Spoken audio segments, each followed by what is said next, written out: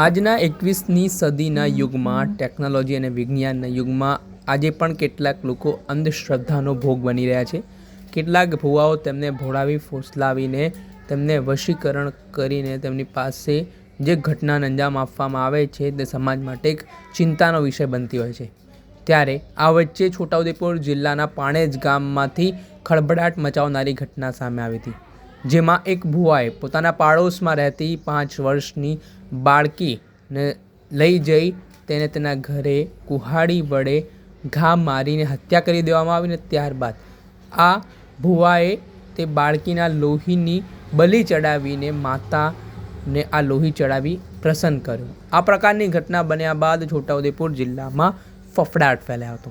એમાં હાલ જે આરોપીનું નામ છે લાલુ હિંમતસિંહ તડવી, જેને તમામ ક્રૂરતાની હદો પાર કરી હતી, તે પોતે ભુવા હોવાની વિગતો સામે આવી છે અને તેણે જે વિધિના નામે બાળકીની કુહાડીથી ગળું કાપીને હત્યા કરીને ત્યારબાદ તેના લોહી માતાને ચડાવ્યો, તે મામલાના સંદર્ભમાં પોલીસ પણ દોડતી થઈ હતી.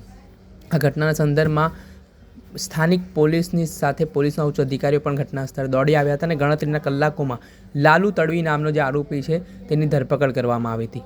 આને લઈને જે બાળકીની ક્રૂરતાપૂર્વક હત્યા કરવામાં આવી છે નિર્મમતાથી, તે મામલે બાળકીના મૃતદેહને પોસ્ટમોર્ટમ અર્થે પણ ખસેડવામાં આવ્યા હતા.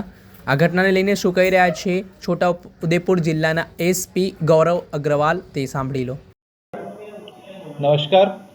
बोडेली तालुका के पाड़ेज गांव में एक हत्या की घटना बनी है। घटना के अंदर जो पाड़ेज गांव में एक छोटी लड़की जिसकी उम्र 4 साल से थोड़ी अधिक थी, उसकी हत्या कर दी गई है। घटना के अंदर सुबह के समय पे ऐसा हुआ कि जो फरियाद इस घटना में जिस महिला ने फरियाद दी है, ज्योति बहन तड़वी, उन्होंने फरियाद में लिखा है कि वो सुबह के टाइम कपड़े धोने के लिए अपना एक छोटा बेटा और अपनी बेटी के साथ बाहर निकली घर के, तो उसी दरमियान उनका पड़ोसी लाला भाई तड़वी आके उनकी लड़की को खींच के अपने घर के अंदर लेके गया और घर के अंदर ले जाने के बाद वहाँ पे उसके पास कुल्हाड़ी थी, इसलिए ज्योति बहन ने बूमा बूम पाड़ के आसपास के लोगों को बुलाया, लेकिन व्यक्ति के हाथ में कुल्हाड़ी होने की वजह से किसी ने भी घर के अंदर प्रवेश नहीं किया और जो 2-3 लोग जहाँ पे इकट्ठा हुए थे उनके सामने ही लाला भाई तड़वी ने उस छोटी बालिका की कुल्हाड़ी के साथ हत्या कर दी। हत्या करने के बाद उस आरोपी ने लड़की को अपने